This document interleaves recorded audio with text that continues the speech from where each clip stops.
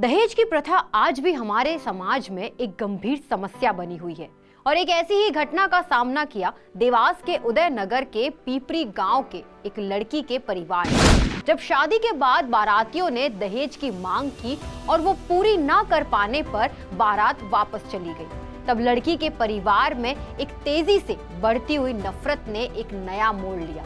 इस घटना में छुपे हुए कई खुफिया पहलू हैं जो हमें सोचने पर मजबूर करते हैं। आइए जानते हैं इस कहानी को। पीपरी गांव में एक शादी हो रही थी 4 दिसंबर को, जब इंदौर से एक बारात लड़की के घर आई। ये शादी कुछ विशेष थी क्योंकि लड़की के पिता हेमराज सेन ने बताया कि उन्होंने लड़के के परिवार से शादी की पूरी तैयारी करते वक्त उनसे कभी भी दहेज की बात नहीं की थी। आप सोच रहे होंगे क्या शादी में बिना दहेज की बात के? जी हाँ, ये सच है। जब लड़के के परिवार से पूछा गया था कि उन्हें कुछ चाहिए तो उन्होंने सिर्फ अपनी बेटी चाहिए थी ये बोला। लेकिन जब शादी के दिन सब कुछ हो गया था, लड़के के परिवार ने आखिरी समय पर दहेज की मांग कर डाली। अब ये दहेज कुछ अलग था। यहाँ बात हो रही थी एक कार की और लड़की के परिवार ने अपनी हैसियत के मुताबिक इस मांग को पूरा करने से इनकार कर दिया। ये बात लड़के के परिवार को बिल्कुल अच्छी नहीं लगी और बारात वापस चली गई। लड़की के परिवार को लगा कि उनके साथ धोखा हो गया है और उन्होंने थाने में शिकायत दर्ज करवाई। मैंने 2 साल पहले मेरी बच्ची की सगाई तय करी थी इंदौर से राकेश श्रीवास के सुपुत्र जय श्रीवास के साथ में। तो उस समय मैंने उन लोगों से पूछा था कि श्रीमान जी आपकी कुछ मांग हो तो मुझे बता दीजिए। उन्होंने कहा नहीं, हमारी कोई मांग नहीं है, हमारे को तो सिर्फ बेटी चाहिए। ठीक है सर, है ना। उसके बाद में जब अभी 4 दिसंबर की जब शादी तय हुई थी तो 29 नवंबर को मैं तिलक करने गया था। तो हमारे में रस्म ये होती है कि पिता तिलक करने नहीं जाता है, तिलक चढ़ाने भाई जाता है।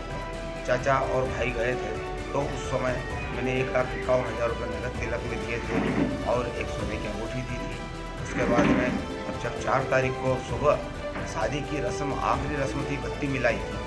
जब त्रिकुल देवी के पास में बत्ती मिलाने जाते हैं उस समय में उन्होंने बत्ती मिलाने से मना कर दिया। बोले मुझे नेक में कार चाहिए। मैंने कहा मेरी हैसियत नहीं है। तो बोले आपकी हैसियत नहीं है तो बोले आप। उदयनगर थाने में इस घटना के बाद पुलिस ने तुरंत एक्शन लिया। एसडीओपी सृष्टि भार्गवा ने बताया, वर पक्ष थे, उन्होंने कुछ दहेज की मांग करी जिसमें कार वगैरह मांगी, जिसमें दुल्हन के पिता ने असमर्थता जताई, जिससे वो शादी टूट गई, बारात वापस लौट गई। जिसके तारतम्य में उदयनगर थाना क्षेत्र में एक दहेज प्रताड़ना का प्रकरण पंजीबद्ध किया है। इस घटना ने एक बार फिर से दहेज प्रथा की कहानी को सामने रखा है। दहेज की मांग सिर्फ एक पैसा कमाई का जरिया नहीं होता, बल्कि ये समाज में एक पुरानी और विकसित ना हो पाई प्रथा है जो आज भी कई परिवारों में चल रही है। यहाँ एक कड़वा सच है कि समाज में सबसे ज्यादा दहेज प्रथा गांव और शहरों में अपने पुराने रूप में बनी हुई है, जहाँ शादी को एक सामाजिक और व्यावसायिक रिश्ता बना दिया गया है।